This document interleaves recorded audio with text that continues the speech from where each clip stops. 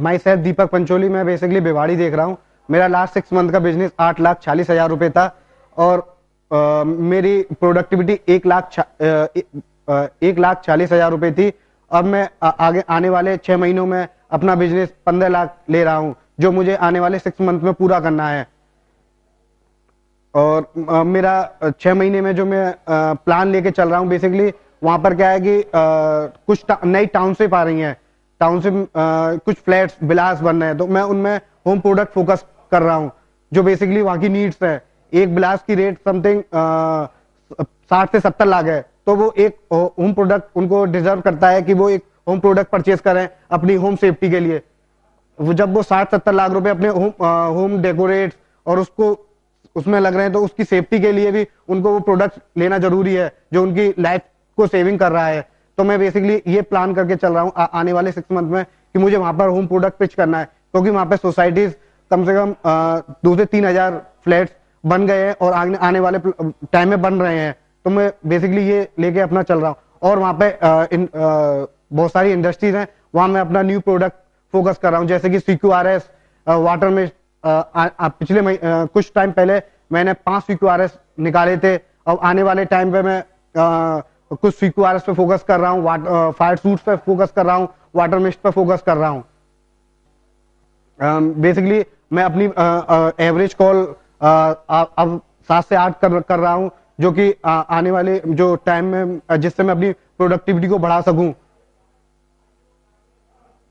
और average clients per month में, जिसमें अब मैं ये प्लान करके चल रहा हूँ कि न्यू सस्पेक्टिंग कॉल भी करूं, जैसे कि वहां कुछ नए प्रोजेक्ट बन रहे हैं, उनको फोकस करके चल रहा हूं, उनके हेड ऑफिस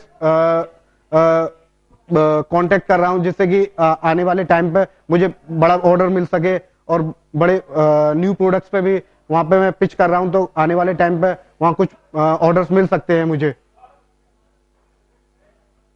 और जो मेरी प्रोडक्टिविटी 1,40,000 रुपए चल रही है, मैं इसको बढ़ा के 2 लाख करने की पूरी कोशिश करूंगा और चाहूंगा कि 2 लाख से ऊपर ही निकले वो। और मेरा ई प्रपोजल जो मैं अभी ई प्रपोजल डाल रहा हूँ, वो 3-4 डाल रहा हूँ। आने वाले टाइम पे मैं उन ई प्रपोजल को भी बढ़ाना चाहता हूँ, 7-8 ई प्रपोजल मैं एवरेज लेके चलना चाहता हूँ। और बेसिकली मैं कस्टमर्स को भी सेटिस्फाई करके चल रहा हूँ। बेसिकली वहां सर्विस का प्रॉब्लम आ रहा है, तो इसको भी लेके मैं देख के इस चीज को भी सोच के चल रहा हूँ। जब अगर हमारा कस्टमर सेटिस्फाई है, तो आने वाले टाइम पे उसी से हमको बिजनेस मिलेगा। अगर कस्टमर सेटिस्फाई नहीं है, तो आने वाले टाइम पे हमें उससे बिजनेस नहीं मिल पाएगा। तो मेरी यही प्लानिंग है कि कस्टमर भी सेटिस्फाई रहे और आने वाले टाइम पे हमें बिजनेस भी मिलता रहे। मैं यही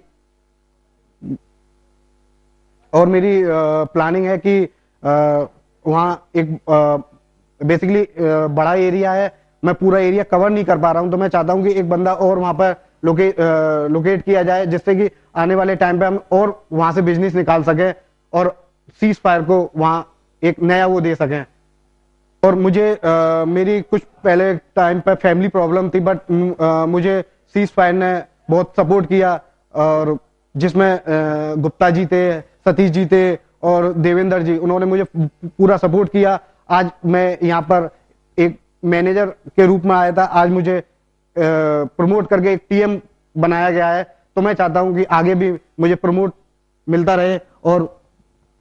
और जो सीज फायर का प्रोडक्ट लाइन है वो बहुत अच्छा है, और जो इसकी टेक्नोलॉजी यूज कर रहे हैं जो अदर कंपटीटर्स के भी अलग है। बेसिकली हम अगर किसी कस्टमर के पास जाते हैं, तो वहां हमें सीज फायर के बारे में बताना नहीं पड़ता है। बेसिकली कस्टमर पहले से ही उस प्रोडक्ट को जानता है और समझता है कि हाँ कि कुछ है ये, इसीलिए वहां